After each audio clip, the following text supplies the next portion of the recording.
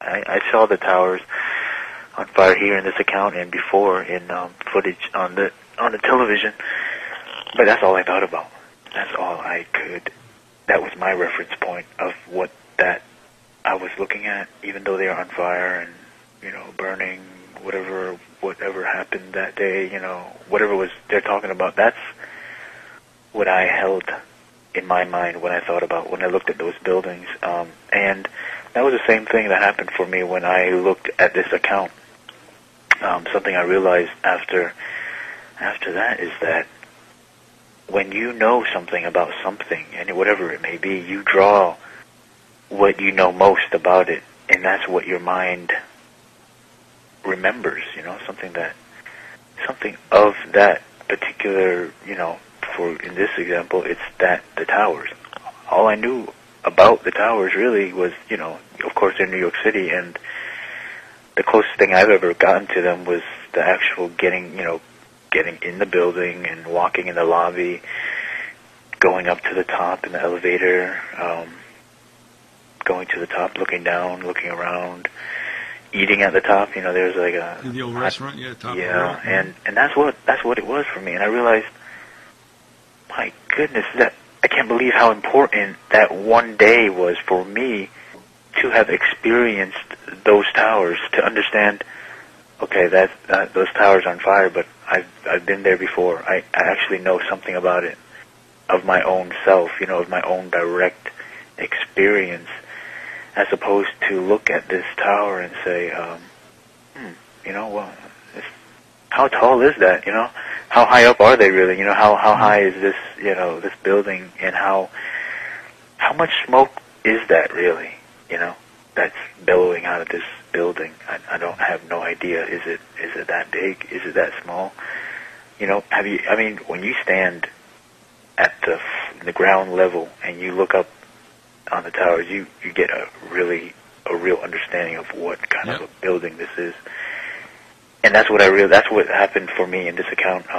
At first, again, when I watched this account, I didn't really think much of it, because what I thought of when I saw this account is the same thing I thought when I saw every other account or every other footage. I thought I drew in my mind the reference point where I go to when I am thinking about those towers. That day, that one day, that's the only day I ever been up there, and it was literally about a year before, and I had a real understanding of what that building was. And it was a couple of days later, and I realized that, my goodness, I'm not, I'm not everybody. Not everybody has the same experience that I have. Not everybody's been to New York City. Not everybody understands the height of this building. Not everybody understands where this building is in regards to the rest of the city. Those things matter, that to get an understanding of what's going on, where is it happening, as opposed to just hear some footage, like of a camera on the ground shooting up to these towers that are burning. Well, An, you bring up a good point, by the way, and I hadn't thought about this until you just mentioned it. Now, I lived around there for most of my life, but only twice was I really involved with the towers. Once was I had to conduct an interview for a magazine article I was writing, and so I went into the towers. Okay. The one time earlier than that, I would say probably 11 years earlier, was with my college baseball team. We had gone through the Holland Tunnel. We were cutting across the south end of Manhattan to pick up on get on the Brooklyn Bridge to go play St. Francis down in Brooklyn. And we passed right next to the towers, and I'll say this, they were so colossal that when I looked up at them, both the time we were passing by in the bus and the one time I stood at the base, I don't know how you guys felt about it, but when I looked up, I actually had vertigo. I mean, it was, it was so huge, it almost was, I don't know how to say, it was almost sickening to a sense, Yeah. I mean, those things, there are 108 floors or whatever, right. But when you stand next to them, there's nothing like that. Not even the Statue of Liberty was so, I guess, awesome in a sense as far as magnitude. And And Jim, what I'd like you to do, if you would, did you, when on screen that, were you with him at that time? I assume you were, right? I was, but I didn't want to be, in too close in proximity of him when he was experiencing this account, because I didn't want to influence him in any way. So I was kind of, like off at a distance. I left him alone, But I'd walk through the room, just to see. And I was like, wow, he's getting it for whatever's happening here. I knew he was actually, taking everything in, and I just left him alone. And that's what happened, Keith. That makes a good point. And it's at least something I was wondering about. Now, I'm sure, Jim, you spoke to your wife, lo, the many years that took that came between the time you videoed that and, of course, the time now that you're going to release it. And we're looking at about 9, 10 years. And so I'm sure you had conversations with her. But did you have any kind of interaction with On, needing a significant other, more or less, to at least feel that secure, let's put it that way, and saying, okay, it's time to let this thing go, because it's going to have reactions. There's no two ways about it. You guys all know that. So, was there any kind of dialogue that took place between you where you could bounce things off him and say, okay, maybe the time has come? I'm sorry, you mean between On and I? Yeah, On and you. To the exclusion of whatever conversations you had with your wife, that's still a family unit, more or less. But now here's somebody who you've gotten kind of familiar with and comfortable with enough to confide in him. And were those discussions anything that made it easier for you to say, okay, now it's time to release the video? Well, it's unique, perhaps. I don't know, but my wife, she's not been even. This has been the furthest thing from her mind, and really, we've never even discussed, releasing this, never. And okay. with On, we spent nearly a month. I want to say it was over 2 weeks. I'll tell you that after he viewed it and he got back to me. Then 3 weeks later, when On did actually, for him it was a big decision, and it was as well for me to commit to this. So I'm not ashamed of my faith. I'm in Christ Jesus our Lord. I'm just going to say that right now, and it will offend some, and I hope that it doesn't deter them from actually experiencing this account. But it was a matter of prayer. We came into prayer about this, and him and I, in Christ, made this decision to go forward with this. And my wife, I consider her in everything that I do as well, Keith. We talked as well. Oh, no, I'm sure that's where all things start. But then after a while, you got to say, okay, let me bounce this off somebody who's not within the family circle, because that's a dynamic that's very comfortable but may not reflect, for instance, what On gave you, or perhaps even Danny, whom we might talk with later on, being on the outside more or less and able to give you feedback. Oh, he brought into this a dynamic. I know I like that word, dynamic, but he did. He actually was able, to let me see what I saw about this account the first year. After this, in moving through 2002, and then I just put it aside. But there was a lot. I understood what this was then, and then I just put it to the furthest back, back away from my mind. But he let me see a lot of things that he refreshed, quickened me to what it actually is. I want to talk about, in a brief way, a thumbnail of all that took place.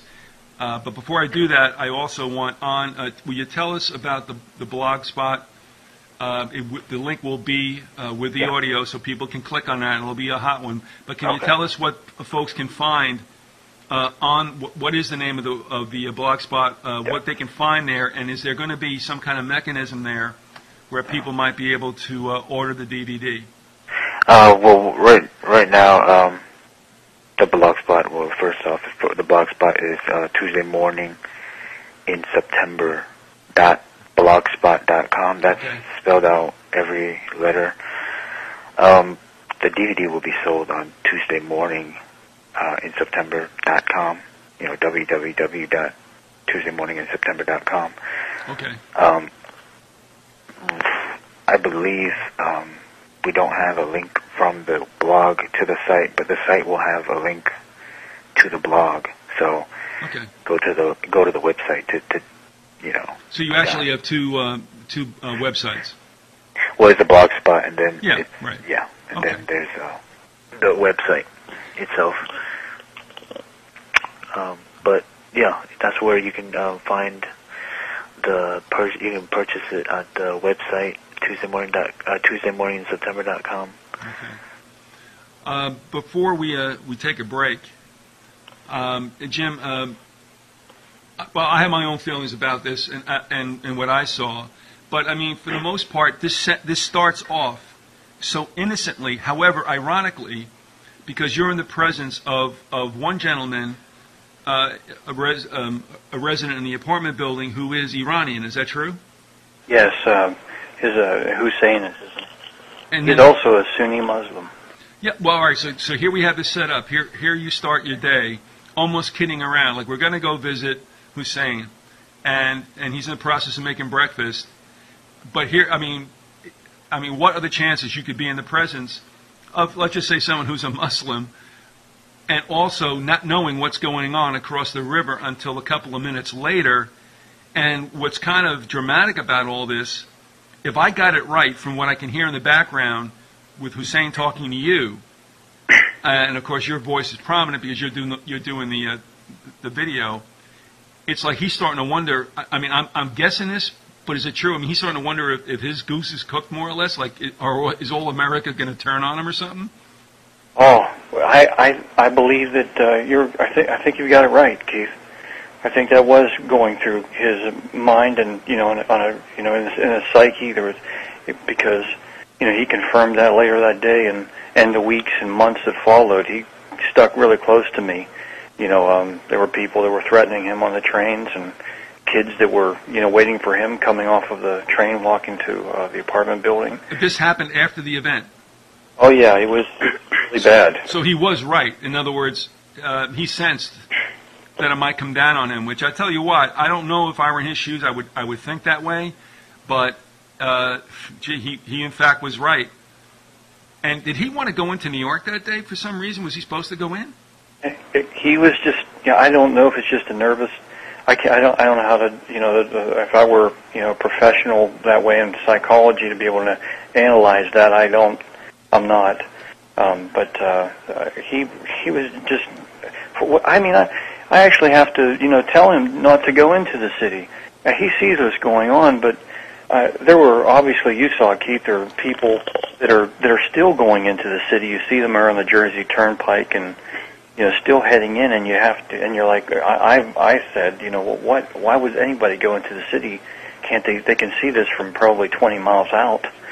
But still, there's people, and Hussein was the same way. He's like, I got to go into work, and Well, what's interesting too is that I've been through that ramp from the Turnpike into the Holland Tunnel I don't know how many times in my life, and one of the things I always feared, of course, was getting caught in some kind of traffic jam, because when you're on that viaduct, I mean, there's no turning around. You're stuck there.